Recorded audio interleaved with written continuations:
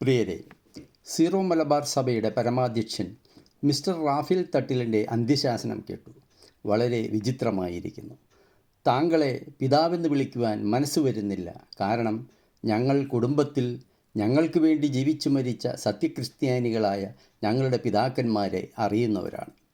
ഇക്കഴിഞ്ഞ ജനുവരിയിൽ താങ്കൾ സഭാതലവനായി തിരഞ്ഞെടുക്കപ്പെടുകയായിരുന്നില്ല, പക്ഷേ നിർദ്ദേശിക്കപ്പെടുകയായിരുന്നു എന്ന് ഞങ്ങൾ തിരിച്ചറിയുന്നു. തൻ്റെ മഹനീയമായ ഉത്തരവാദിത്തം നിറവേറ്റാതെ കളവും വ്യഭിചാരവും മറയ്ക്കുവാൻ കുർബാനയെ ദുരുപയോഗിച്ച പുറത്താക്കപ്പെട്ട കർദിനാൾ ആലഞ്ചേരിയുടെ നോമിനിയാണ് താങ്കൾ.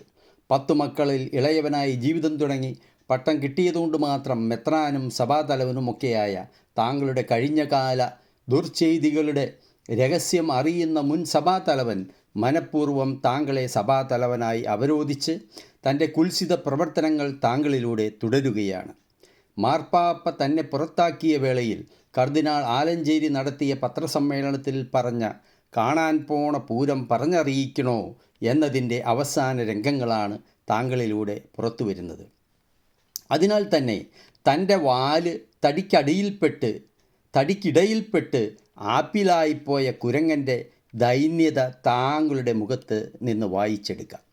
ഇക്കഴിഞ്ഞ ജനുവരിയിലെ സിനഡിൽ സീറോ മലബാർ സഭാതലവനായി തിരഞ്ഞെടുക്കപ്പെട്ട് പിറ്റേന്ന് എറണാകുളം അങ്കമാലി അതിരൂപത ആസ്ഥാനത്തെത്തിയപ്പോൾ താങ്കൾ പറഞ്ഞത് അമ്മ വീട്ടിലെത്തിയ സന്തോഷമാണ് എന്നാണ്. കാരണം കുണ്ടുകുളം പിതാവും തൂങ്കുഴി പിതാവുമൊക്കെ തൃശ്ശൂർ അതിരൂപതയിൽ ഒരു പ്രതിസന്ധി വരുമ്പോൾ പ്രശ്നപരിഹാരത്തിനായി ആശ്രയിക്കുന്നത് എറണാകുളം അതിരൂപതയെയാണെന്നും താങ്കൾ പറഞ്ഞു. അത് പറയുമ്പോൾ താങ്കളുടെ മുഖത്ത് അഭിമാനത്തിൻ്റെ തിളക്കമുണ്ടായിരുന്നു. പിന്നീട് ഒരിക്കലും എറണാകുളം അതിരൂപതയിൽ വരുവാനും ഇടപെടുവാനും താങ്കളെ നിയന്ത്രിക്കുന്ന സീറോ മലബാർ കൽതായ അധോലോകം അനുവദിച്ചിട്ടില്ല. ഞങ്ങൾക്ക് താങ്കളുടെ പരിതാപകരമായ അവസ്ഥയിൽ സഹതാപമുണ്ട്. സ്വയം കൃതാനർത്ഥം എന്ന് മാത്രമേ പറയുവാൻ കഴിയൂ. പിന്നെ മറ്റ് പ്രമുഖരായ തൃശ്ശൂർ അതിരൂപത മെത്രാന്മാരായ ബോസ്കോ പുത്തൂർ, ആൻഡ്രൂസ് താഴത്ത്, പിന്നെ ഫ്രാങ്കോ എല്ലാവരും തന്നെ വിദേശ പണം തിരിമറി, നേർച്ചപ്പണം കട്ട്, റിയൽ എസ്റ്റേറ്റ് ഇടപാട് നടത്തിയതിനും ഇടയനോടൊപ്പം ഒരു ദിനം എന്ന നടപടിയിലൂടെ കന്യാസ്ത്രീ പീഡനത്തിന് കേസ് നേരിടുന്നവരും ആണിവർ. തൃശ്ശൂരിൻ്റെ മഹാന്മാരായ കുണ്ടുകുളം പിതാവിനെയും ഇന്നും ജീവിച്ചിരിക്കുന്ന തൂങ്കുഴി പിതാവിനെയും താങ്കൾ ഓർക്കുന്നില്ലേ? ആലഞ്ചേരിയുടെ എറണാകുളം കൊള്ളയെയും അത് മറയ്ക്കുവാൻ അയാൾ നടത്തിയ 50:50 സിനഡ് കുർബാനയെയും തുടക്കം മുതൽ എതിർത്തിരുന്ന തൂങ്കുഴി പിതാവിനെ പോലുള്ളവരെ ആലഞ്ചേരി സിനഡിൽ നിന്നും പുറത്താക്കിയില്ലേ? ആരാണ് അനുസരണക്കേട് കാണിക്കുന്നത്?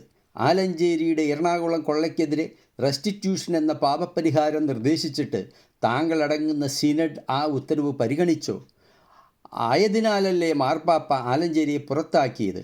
അങ്ങനെ പുറത്താക്കപ്പെട്ട ആലഞ്ചേരി തൻ്റെ കളവ് മറയ്ക്കുവാൻ പുറത്തെടുത്ത പുതപ്പല്ലേ 50:50 എന്ന കർട്ടൻ കുർബാന? അത്തരം നടപടിയെ പിന്തുണയ്ക്കുന്നതിലൂടെ താങ്കളും പുറത്താക്കപ്പെട്ട ആലഞ്ചേരിയുടെ മുമ്പിൽ പോലും നിവർന്നു നിൽക്കുവാൻ കഴിയാത്ത കരി പുരണ്ടവനാണ് എന്ന് ഞങ്ങൾ മനസ്സിലാക്കുന്നു. കളവിന് പിടിക്കപ്പെട്ട ആലഞ്ചേരി എന്നാണ് നേരാംവണ്ണം സീറോ മലബാർ സിനഡ് കൂടിയിട്ടുള്ളത്?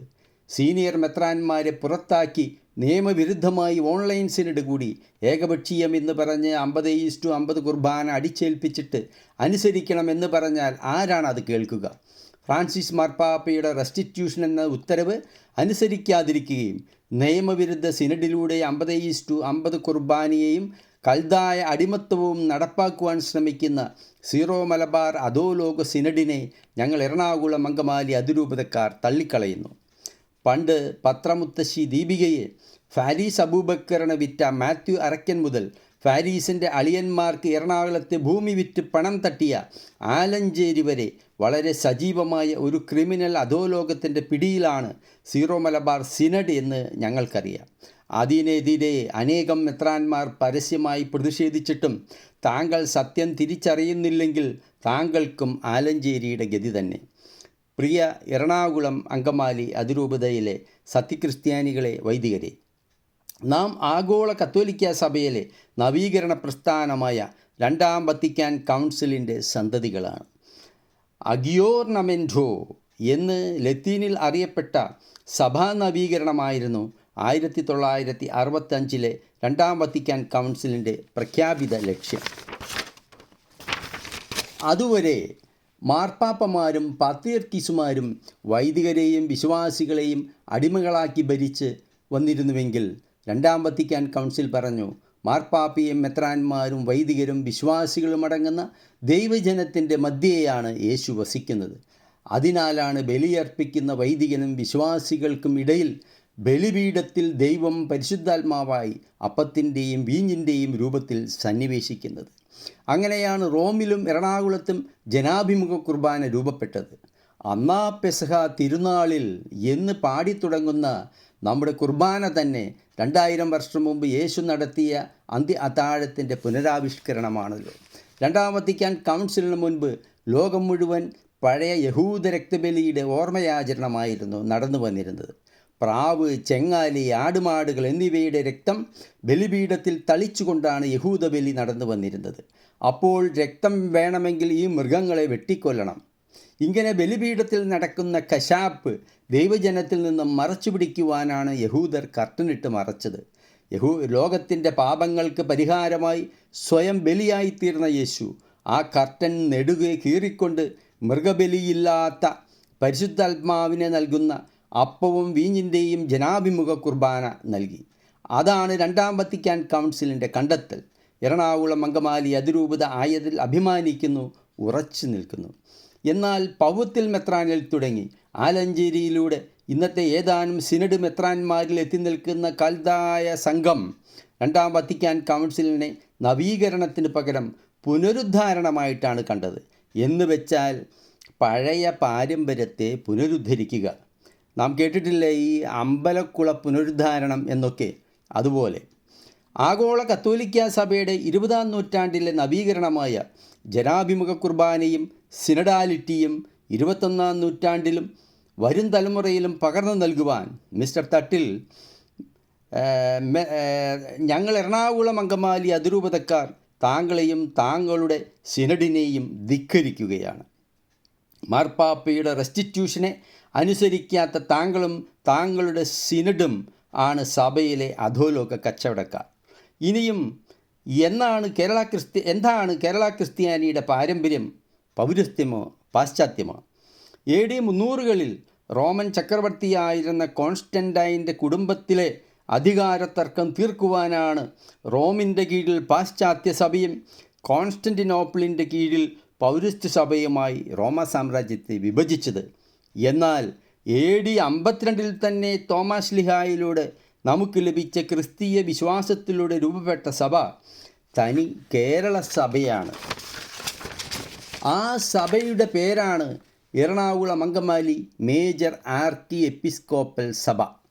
റോമിൽ നിന്നും കേരള സഭയുടെ എല്ലാ പാരമ്പര്യങ്ങളും മനസ്സിലാക്കി റോം നൽകിയ പേരാണത്. ആ സഭയിൽ രണ്ടാം വത്തിക്കാൻ കൗൺസിലിൻ്റെ അനുശാസനമനുസരിച്ച് മലയാളത്തിൽ ജനാഭിമുഖ കുർബാന മാത്രമേ നടക്കൂ. അത് നടക്കുവാൻ പാടുള്ളൂ. മറിച്ചുള്ളതെല്ലാം പാഷണ്ഡതയാണ്. അതിനാണ് മിസ്റ്റർ തട്ടിൽ താങ്കൾ കുടപിടിക്കുന്നത്. അവസാനമായി മിസ്റ്റർ തട്ടിൽ താങ്കൾ പറഞ്ഞു, വിദേശത്തുള്ള സീറോ മലബാർ അപ്പസ്തോലിക് വിസിറ്റേഷൻ സഭകൾ ജൂലൈ 3 മുതൽ സിനഡ് കുർബാന നടപ്പാക്കണമെന്ന്. 50:50 എന്ന ഒത്തുതീർപ്പ് കുർബാന, ആ പേരിൽ തന്നെ അതൊരു കൂദാശയല്ലെന്നും ഐക്യമല്ല മറിച്ച് കുതന്ത്രമാണ് ഒളിച്ചിരിക്കുന്നതെന്നും മനസ്സിലാക്കാം. ഇവിടെ യൂറോപ്പിലും അമേരിക്കയിലും നിലവിലുള്ള ലത്തീൻ സഭയുടെ പ്രതിഫലം വാങ്ങുന്ന അതിഥികളായിട്ടാണ് സീറോ മലബാർ വൈദികർ കടന്നു വരുന്നത്. തന്മൂലം ഇംഗ്ലീഷ് കുർബാന ജനാഭിമുഖമായും IELTS പഠിച്ച് കഷ്ടപ്പെട്ട് ബുദ്ധിമുട്ടി വിദേശത്ത് ചേക്കേറിയിരിക്കുന്ന മലയാളിക്ക് വേണ്ടി 50:50 കുർബാനയുമാണ് ഇവിടെ നടന്നു വരുന്നത്. രണ്ടും ചൊല്ലുന്നത് ഒരേ സീറോ വൈദികർ തന്നെ. കയ്യിലിരിപ്പിൻ്റെ ഗുണം കൊണ്ട് നാട്ടിൽ നിൽക്കക്കള്ളിയില്ലാതെ വരുമ്പോൾ അവിടെ നിന്നും ഒളിച്ച് കടത്തുന്നവരാണോ വിദേശത്ത് ചേക്കേറുന്നവരെന്ന് ഞങ്ങൾക്ക് അനുഭവപ്പെടാറുണ്ട്. ഒളിച്ചു കടത്താൽ പരാജയപ്പെട്ട് ഇപ്പോൾ ജയിലിൽ കിടക്കുന്ന റോബിനെ പോലെ. കട്ടപ്പിരിവും കുടുംബകലഹങ്ങൾ സൃഷ്ടിക്കലുമാണ് ഇവരുടെ മുഖ്യ പരിപാടി. അപ്പോൾ ഇംഗ്ലീഷ് പള്ളികളിൽ ജനാഭിമുഖ കുർബാനയും അതേ പള്ളിയിൽ സീറോ മലബാറിക്ക് വേണ്ടി 50:50 ഒത്തുതീർപ്പ് കുർബാനയും നടത്തുന്നത് എന്ത് കൂതാശയാണ് മിസ്റ്റർ തട്ടിൽ? വിദേശത്ത് ചേക്കേറിയിരിക്കുന്ന മലയാളികളെ വെറും കറവപ്പശുക്കളാക്കി മാറ്റിയിരിക്കുന്നു സീറോ മലബാർ നേതൃത്വം. UK-യിൽ സ്രാമ്പിക്കൽ മെത്രാസനം പണിയാൻ 22 കോടിയുടെ പിരിവ് ഇപ്പോൾ നടന്നു വരികയാണ്. വിദേശത്തരങ്ങേറുന്ന പണത്തിനു വേണ്ടിയുള്ള ഈ ആത്മവഞ്ചന കുർബാന തന്നെയാണ് ജൂലൈ 3 മുതൽ എറണാകുളം അങ്കമാലി അതിരൂപതയിൽ നടപ്പാക്കണം എന്ന് താങ്കൾ ആവശ്യപ്പെടുന്നത്. അന്തസ്സായി വിശ്വാസ തീഷ്ണതയോടെ ആഗോള സഭയുടെ നവീകരണ പാതയിൽ ജനാഭിമുഖ ദൈവാനുഭവം ആസ്വദിക്കുന്ന എറണാകുളം അങ്കമാലി അതിരൂപത വൈദികരോടും വിശ്വാസികളോടും സ്വൽപ്പം വിഷം, സ്വൽപ്പം പാഷണ്ഡത, 50:50 കച്ചവടം ഒരു പ്രാവശ്യമെങ്കിലും നടത്തിക്കൂടെ എന്നാണ് അപേക്ഷ അല്ലെങ്കിൽ ഉത്തരവ്. ചില പഴയ മലയാള സിനിമകളിൽ പ്രിയേ ഞാനൊരു വികാരജീവിയാണ്, ഒരൊറ്റ പ്രാവശ്യം ഈ ഒരൊറ്റ പ്രാവശ്യം ഒന്ന് വഴങ്ങിക്കൂടെ? സൗകര്യമില്ല കള്ളക്കൽതായ കൂട്ടമേ. സീറോ മലബാർ സിനഡ്, ഞങ്ങൾ എറണാകുളം അങ്കമാലി അതിരൂപതയും ഞങ്ങളെ പിന്തുണയ്ക്കുന്ന ചങ്ങനാശ്ശേരി, തൃശ്ശൂർ, ഇരിങ്ങാലക്കുട തുടങ്ങി മറ്റനേകം രൂപതകളിലെ സത്യവിശ്വാസികളും ഒന്നിനൊന്നായി പറയുന്നു, ഞങ്ങൾ 34 ഒറ്റക്കെട്ടാണ്. ഞങ്ങൾ രണ്ടാം വത്തിക്കാൻ കൗൺസിലിൻ്റെ നവീകരണ പാതയിലാണ്. ജൂലൈ 3 വിശ്വാസ തീഷ്ണതയിൽ പറയുന്നു, കൽതായ പാഷണ്ഡത തുലയട്ടെ, കളവും കുതന്ത്രവും കൈമുതലായ സീറോ സിനഡ് തുലയട്ടെ, 50:50 കുർബാന അറബിക്കടലിൽ, ജനാഭിമുഖ കുർബാന പുലരട്ടെ, നീതിമാർഗം പുലരട്ടെ, യേശുനാമം വിജയിക്കട്ടെ. പ്രിയ സുഹൃത്തുക്കളെ, എറണാകുളം അങ്കമാലി അതിരൂപതക്കാരെ, അതിൻ്റെ വിശ്വാസ തീഷ്ണതയോട് ചേർന്ന് നിൽക്കുന്ന ഇതര രൂപതകളിലെ വിശ്വാസ ജനമേ, നമുക്കൊരു പുത്തൻ ഓശാനയ്ക്കായി ഒരുങ്ങേണ്ടതുണ്ട്. നന്ദി.